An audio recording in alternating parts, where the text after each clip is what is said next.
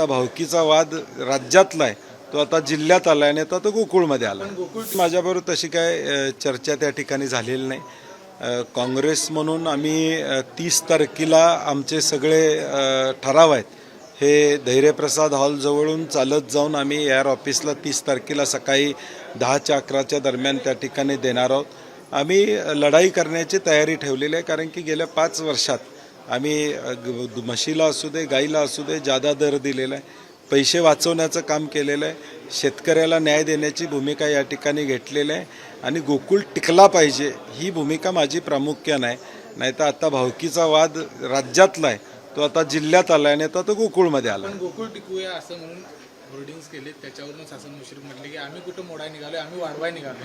नाही, आता गेल्या 3 महिन्यातली भांडणं बघितली तर काय चाललंय हे कोल्हापूर जिल्ह्यातला दूध उत्पादक सुज्ञ आहे, त्या सुज्ञ दूध उत्पादकांच्यापर्यंत लक्षात आलं की 4 पक्ष 5 पक्ष हे आत्ताच एवढं भांडा लागले तर पुढं काय होणार. हे सुज्ञ मतदार आहे आणि गोकुळचा मतदार हा पूर्णपणे सुज्ञ आहे, त्याचं अर्थकारण या गोकुळवर चालतं, त्यामुळे तो योग्य निर्णय घेणार.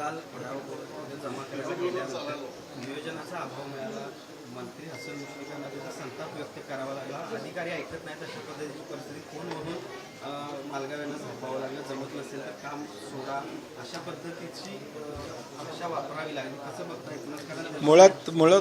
मुळात एक गट्ट्यांना शक्ती प्रदर्शन करणं किती योग्य होतं तिथनं सुरुवात आहे. आमचं म्हणणं होतं की प्रत्येका ठरावधारकांना स्वतंत्रपणे ठराव नेऊन त्या ठिकाणी द्यावे. ज्यावेळी तुम्ही 2000 लोक तिथं ठराव घेऊन जाता, त्यांच्याबरोबर आलेले 1000-2000 लोक, एवढी गर्दी होणार आणि गोंधळ होणारच आहे. शेवटी प्रशासनावर किती दबाव आणायचा महायुतीतल्या सगळ्या लोकांनी हे ठरवलं पाहिजे. एकाच वेळी 2-2, 3-3 हजार लोक गेले तर प्रशासनसुद्धा काय करणार आहे. तुम्ही टाईम देऊन दिवसभरात मग 1 महिन्याची मुदत काय ठराव द्याला.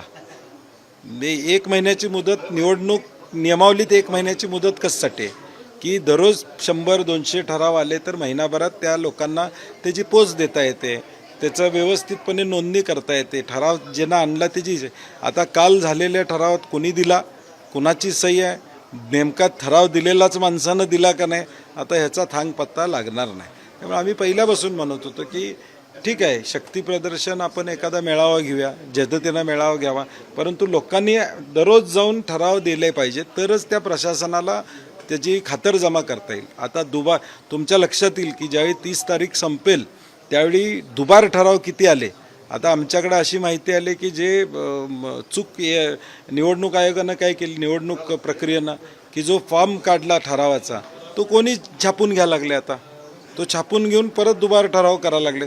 कोण सचिवाच्या सहीनं देते, कोण चेअरमनच्या सहीनं देते. म्हणजे आता किमान 100-200 दुबार ठराव येतील आणि त्याचे वाद कोर्टात त्या ठिकाणी जातील. हे फेल्युअर ऑफ गव्हर्नन्स हा एक पार्ट त्यांचा निश्चितपणे, किंवा त्या ठरावाला एक QR कोड द्यायला पाहिजे होता, जेणेकरून तोच ठराव त्याच डिरीत पोचलेला आणि तो एकच ठराव कायदेशीर म्हणजे उद्या ह्या दुबार ठरावाचा विषय आला नसता. परंतु हे मुद्दामून केलेलं नाही असं माझं मत आहे.